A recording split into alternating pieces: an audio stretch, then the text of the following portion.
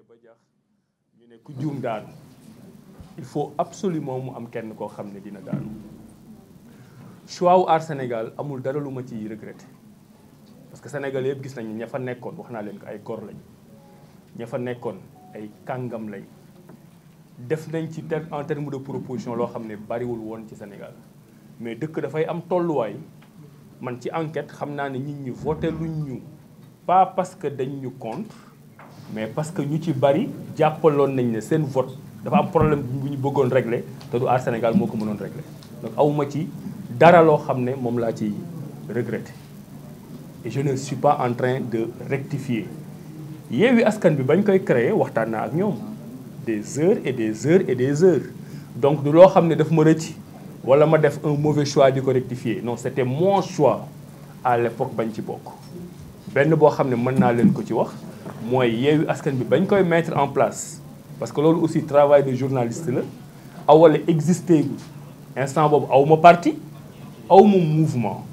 man la ñu doon woo Abdourahmane Diouf intuitif personnel pour waxtaan ak man ñu am ci yu ñu d'accord am ci yu ñu d'accordul mais kenn dégguma ci parce que waxtaan la woon rek jubóowuñu ñu bari nag bu ma demee Tëngéej dañ may tooñ naan boo bokkoon Yewwi Askan bi peut-être que yow yaay doon député maire mais man loolu du sama motivation ba may dugg askan bi c'était pas que damay dugg parce que dama bëgg a doon député parce que dama bëgg a doon maire du loolu mooy finalité bi mooy toujours bokk ci projet politique pour amal njariñ sama réew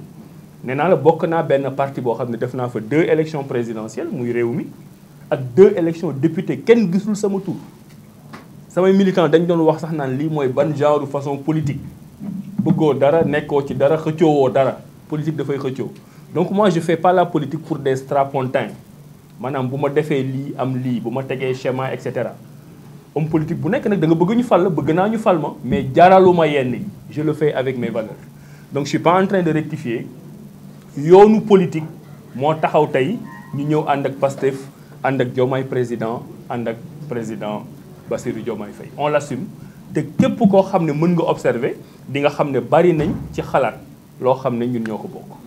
donc je ne rectifie rien je continue ma trajectoire tey dugg naa ci Bassirou Diomaye Faye est-ce que daf ñu wóor ne moom mooy gagner wóorul mais nag je travaillerai pour qu'il gagne man dama mën a alerter des fois alerter yi daf may sax xaw a porter préjudice taxaw naa fii Diomaye mi may jàppale ma ne le candidat Bassirou Diomaye Faye est en danger ba ma koy wax lu rafet rek laa ci jublu woon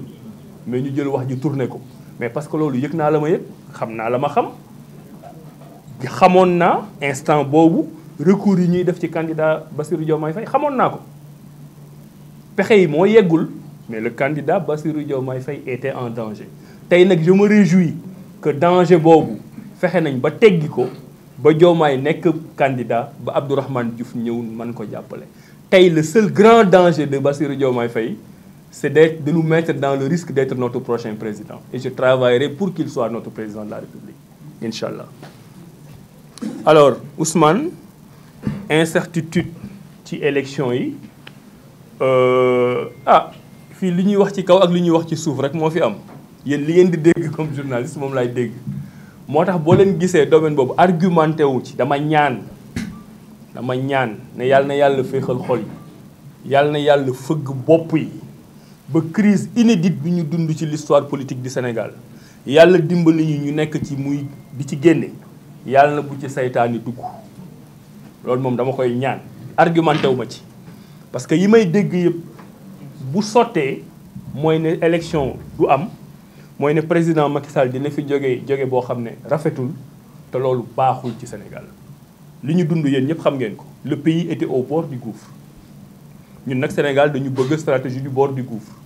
waaye yàlla may nañu saa yu ñu xeexee ba war a daanu ci kàmb gi dinañ taxawaat tuuti réfléchiraat delloowaat suñu xel xam ne nous sommes un peuple intelligent nous sommes un peuple de génie et que nous sommes capables de trouver des moyens d'autorégulation qui nous permettent d'échapper à certaines crises waaye yàlla bu ñu dimbalee ba ñu génn ci guuta googu mais bu ñu ko yàqaat conseil constitutionnel ñi ñaa ngi leen di kañ ñi ñu ngi leen di tagg ñi ñu ngi wax ne ils sont fiers mais li ñu def yëpp du droit man bu ma jëloon léegi nii sama posture du juriste décision conseil constitutionnel bu mujjee bii nga xam ne ñëpp a ngi koy kañ mën naa la wax insuffisance yi ci nekk waaye dëkk bi dafa am foo xam ne bu fa tolloo affaire bi c'est pas une question de droit point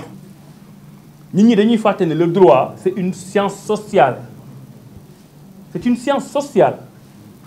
maanaam droit dafay xool ni ñuy doxalee société bi léegi boo demee ba appliquer les règles de droit war la yóbbu ci guuta mais il faut être bête, excusez-moi le terme, pour dem ci guuta googu juste parce que da nga bëgg respecter les règles de droit. Ça ne se passe pas comme ça. Élection bii nii tey délai campagne bi matul dina bari ay insuffisance mais on l'a fait dans le cadre d'un consensus pour sauver le Sénégal. Man sauver Sénégal boobu moo ma intéressé wax naa leen ne bañ ma téyee parrainage Sénégal yëpp xam nañ ne man niñ ma téyee c'est injuste mais est-ce que dama fi waroon toog continuer naan non élection du am continuer jàpp ci dénigrer conseil constitutionnel. Conseil constitutionnel ba tey kañuma leen parce que gis naa les insuffisances yi ci am bi sage jotee pour ñu sauver le pays ils l'ont fait mais après je vais pas aller chercher des petits arguments juridiques pour wax naan non communiqué bi pourquoi set ñi signé wu ñu ko kenn moo ko signé. On est dans une logique de trouver une solution. Allons dans la logique de trouver une solution. Alors, Lamine, sur l'incertitude sur le ministère de l'Intérieur. Ah, man day damay dem ak esprit positif. Je sais pas si sama mbokk opposition yi nañ d'accord ak moom mais li ma gis ak li ma xam ci Makhtar Cissé bi ñu fi teg am naa ci yaakaar. Am naa ci yaakaar. Yàlla na bu sama yaakaar. C'est juste une présomption mais am naa ci moom présomption de compétence am naa ci moom présomption de bonne foi te administration Sénégal nag ci fan yu mujj yi gis ngeen juge yi décision yi ñu doon jël ci affaire Ousmane Sonko gis ngeen conseil constitutionnel décision yu courageuse yi mu jël man dama gëm ni le président Macky Sall c'est le dernier président hyper puissant bu Sénégal mës a am parce que léegi dañuy dugg ci beneen ère boo xam ni les fonctionnaires et l'administration vont prendre leurs responsabilités. Macky Sall mësul xalaat ne waa conseil constitutionnel décision yi ñu jël jàkkaarloog moom xeex ak moom dinañ ko jël. Makhtar Cissé kilifa la fu nekk jaar na fa ci Sénégal 1 mois wala 2 mois la nar a nekk ministre de l'intérieur est-ce que ku tey ni Makhtar Cissé dina la jaral ci 2 mois nga dugg ci ay tripatouillage yoo xam ni dafay yàq carrière bi nga def yëpp je ne le crois pas. Donc Makhtar tam maa ngi koy ñaan yaakaar googu nit ñi am ci moom yàlla na bu yaakaar bi tas incertitude yi bon wax nañ ci sànq li ngeen yëg rek laa yëg te du sax secret waaw li ngeen yëg rek laa yëg mais li ma ngeen yëg ma yëg ko tiital na ma man dama bëgg élection yi ñu dem ci mu jeex sànq yéen a ngi wax débat économique gis nga y a 2 ans bi gouvernement bi def ses projections économiques Amadou Ba ñëw nekk premier ministre 1 an et demi ci laa leen wax ne seen projection yi du baax progression Sénégal dafay wàcc parce que ñu ngi dugg ci année électorale boo xam ni à l'époque réglé wu ñu problème mu 3e mandat à l'époque j'avais anticipé ay problèmes préélectoraux yu mel nii mais dëkk bi kenn liggéeyatul yéen xam ngeen ko dëkk bi mësul dëgëre nii parce que ku doon investisseur war a ñëw ñëwatoo yéen ñii ku ci am benn 100 000 francs boo denc de côté di nga xool noo koy dépenser parce que tu ne sais pas lan mooy xew suba te boo xamul luy xew suba as tuut bi nga yor doo ko dépenser moo tax dëkk bi dafa tagga tembe tout le monde attend à ce que les choses se passent mais ngir yàlla nañu dem élection fii lu nekk wax nañ ko fi Macky Sall bu mu fiy ñëw dañu ne woon mënul def 3 mois bu fayee salaire 3 mois Sénégal day fayit est-ce que Sénégal fayit na est-ce que Sénégal torox na il a fait beaucoup d'erreurs d'accord ak moom ci ni mu yore woon mais le Sénégal reste intact donc képp ku fi nekk président gëm naa ne bu la sénégalais jàppalee mën nga dem loolu dafay ànd ak question Ibou bi Diomaye Faye li ñuy wax ci moom xam nga Sénégal on est dans un pays boo xam ne pour man joxuñu jeune doole bi nga xam ne moom la war a am mais dëkk bi nga xam ne ñun suñu texte yëpp fa lañ ko copier conseil constitutionnel France lañ ko jëlee président de la république France lañ ko jëlee ni ñuy tëggee gouvernement France lañ ko jëlee ni ñuy gérer suñuy finance publique France lañ ko jëlee ñun dama leen di tooñ sax ma ne leen même ñun France ci football France bu tuddee première division ñun dañuy tudd première division France bu changé tudd Ligue 1 ñun dañuy tudd Ligue 1 ñun lépp lu ñuy def te loolu ci génération d'idées bi ak ñun ak Diomaye li ñu war a changer ci la bokk mais France boobu tey ils ont élu un président boo xam ne bañ koy fal amul 40 ans amul 40 ans école nationale d'administration la génne fa la Bassirou Diomaye Faye génne France tey il nous présente un premier ministre qui a lan 36 ans est-ce que mat na ko sax donc ñaar ñi di jiite France boo leen boolee tey amuñu 80 ans et pourtant la France c'est l'une des plus grandes puissances du monde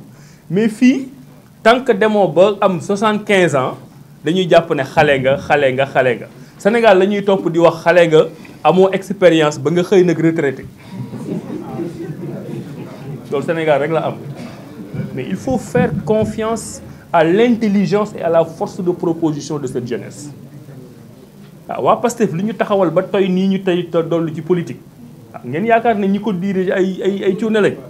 mënuñu nekk ay cuune